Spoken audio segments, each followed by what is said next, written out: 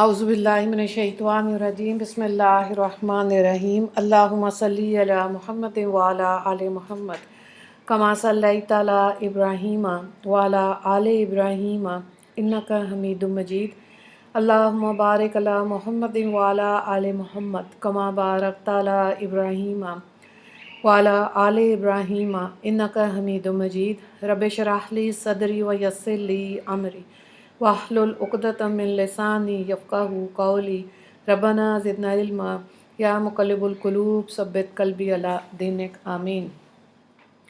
10 عنوانات کے تحت اسلامی تعلیمات 12 شعبان۔ عنوان نمبر 1 اسلامی تاریخ حضرت صہیب رومی رضی اللہ تعالیٰ عنہ۔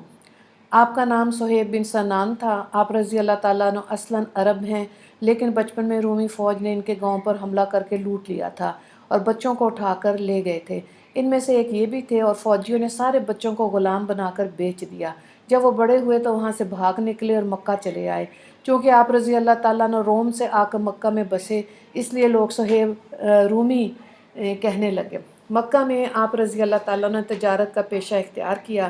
اللہ تعالیٰ نے ان کے مال میں بڑی برکت دی اور وہ کافی مالدار ہو گئے۔ ایک مرتبہ حضرت صہیب رضی اللہ تعالیٰ عنہ تجارتی سفر سے واپس ہوئے تو حضور صلی اللہ علیہ وآلہ وسلم کی ایمانی دعوت کے شروع ہونے کی خبر سنی۔ حالات کی تحقیق کی۔ آپ صلی اللہ علیہ وآلہ وسلم سے ملنے دار ارقم پہنچے تو اسی وقت حضرت عمار بن یاسر رضی اللہ تعالیٰ عنہ بھی پہنچے۔ دونوں نے ایک ساتھ اسلام قبول کیا۔ ہجرت کے دوران جب کفار نے روکنا چاہا تو اپنے مال و دولت کا پتہ بتا کر ان کو واپس کیا اور پھر ہجرت فرمائی۔ اللہ تعالیٰ نے ان کے اس عمل کی تعریف کرتے ہوئے فرمایا، لوگوں میں بعض ایسے ہیں کہ اللہ کی رضامندی حاصل کرنے کے لیے جان بھی فروخت کر دیتے ہیں۔ سورہ البقرہ۔ ان کا انتقال 73 سال کی عمر میں 38 ہجری میں مدینہ میں ہوا اور وہیں مدفون ہوئے۔ عنوان نمبر 2 حضور صلی اللہ علیہ وآلہ وسلم کا معجزہ، کھجور میں برکت۔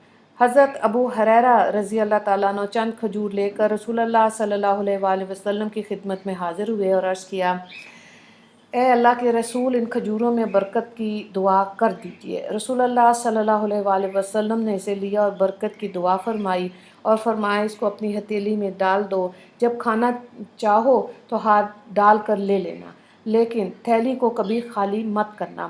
حضرت ابو ہریرہ رضی اللہ تعالیٰ عنہ فرماتے، میں ایک مدت تک اس میں سے اللہ کے راستے میں خرچ کرتا رہا، خود بھی کھاتا اور گھر والوں اور مہمانوں کو بھی خوب کھلاتا رہا۔ وہ تھیلی میری کمر سے کبھی الگ نہیں ہوئی، لیکن جس دن حضرت عثمان رضی اللہ تعالیٰ عنہ کا انتقال ہوا اس دن وہ تھیلی مجھ سے کھو گئی۔ ترمذی کی روایت ہے۔ عنوان نمبر 3 ایک فرض کے بارے میں، نیکیوں کا حکم دینا، برائیوں سے روکنا۔ رسول اللہ صلی اللہ علیہ وآلہ وسلم نے فرمایا، قسم ہے ذات کی جس کے قبضے میں میری جان ہے کہ تم پر ضروری اور لازم ہے کہ بھلائیوں کا حکم کرو اور برائیوں سے روکو، ورنہ قریب ہے کہ اللہ تعالیٰ گنہگاروں کے ساتھ تم سب پر اپنا عذاب بھیج دے۔ اس وقت تم اللہ تعالیٰ سے دعا مانگو گے تو قبول نہیں ہوگی۔ ترمذی کی روایت ہے۔ حضرت حذیفہ رضی اللہ تعالیٰ عنہ اس کے راوی ہیں۔ مفہوم یہ ہے کہ نیکیوں کا حکم دینا اور برائیوں سے روکنا امت کے ہر فرد پر اپنی حیثیت و طاقت کے مطابق لازم اور ضروری ہے۔ عنوان نمبر 4 ایک سنت کے بارے میں، وضو کے بعد کی دعا۔ رسول اللہ صلی اللہ علیہ وآلہ وسلم نے فرمایا، جس نے اچھی طرح وضو کیا پھر اس دعا کو پڑھا، اس کے لیے جنت کے 8 دروازے کھول دیے جاتے ہیں، جس دروازے سے چاہے داخل ہو جائے۔ اشہد ان لا الہ الا اللہ وحدہ لا شریک لہ واشہد ان محمدا عبدہ ورسولہ اللہم اجعلنی من التوابین واجعلنی من المتطہرین۔ ترمذی کی روایت ہے۔ حضرت عمر رضی اللہ تعالیٰ عنہ اس کے راوی ہیں۔ عنوان نمبر 5 ایک اہم عمل کی فضیلت، والدین کی قبر کی زیارت۔ رسول اللہ صلی اللہ علیہ وآلہ وسلم نے فرمایا، جو شخص ہر جمعہ کو والدین کی یا ان میں سے کسی ایک کی قبر کی زیارت کرتا ہے تو اس کی مغفرت کر دی جاتی ہے اور اسے والدین کا فرمانبردار لکھ دیا جاتا ہے۔ طبرانی کی روایت ہے۔ حضرت ابو ہریرہ رضی اللہ تعالیٰ عنہ اس کے راوی ہیں۔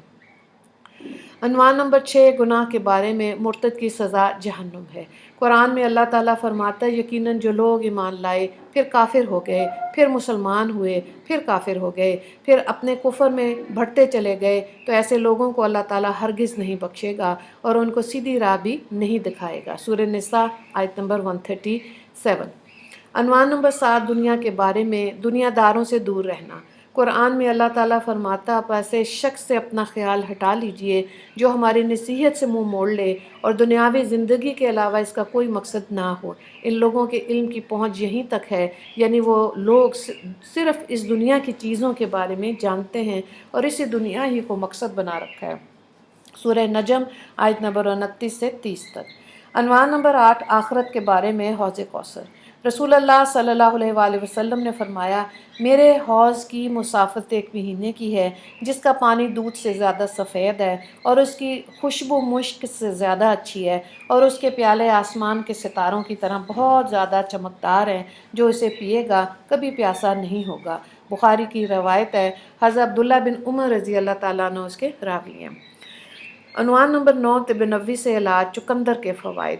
ایک مرتبہ ام منذر بنت قیس رضی اللہ تعالیٰ عنہ کے گھر پر رسول اللہ صلی اللہ علیہ وآلہ وسلم کے ساتھ ساتھ حضرت علی رضی اللہ تعالیٰ عنہ بھی کھجور کھا رہے تھے، تو رسول اللہ صلی اللہ علیہ وآلہ وسلم نے فرمایا، اے علی بس کرو، اس لیے کہ تم ابھی کمزور ہو۔ ام منذر کا بیان ہے کہ میں نے ان کے لیے چقندر اور جو کا کھانا تیار کیا تو رسول اللہ صلی اللہ علیہ وآلہ وسلم نے حضرت علی رضی اللہ تعالیٰ عنہ سے فرمایا، اے علی اس کو کھاؤ، اس لیے کہ یہ تمہارے لیے فائدہ مند ہے۔ ابو داؤد کی روایت ہے۔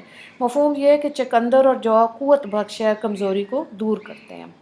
عنوان نمبر 10، نبی صلی اللہ علیہ وآلہ وسلم کی نصیحت۔ رسول اللہ صلی اللہ علیہ وآلہ وسلم نے فرمایا، تم اپنے مرنے والے رشتہ دار کو لا الہ الا اللہ کی تلقین کیا کرو۔ مسلم کی روایت ہے۔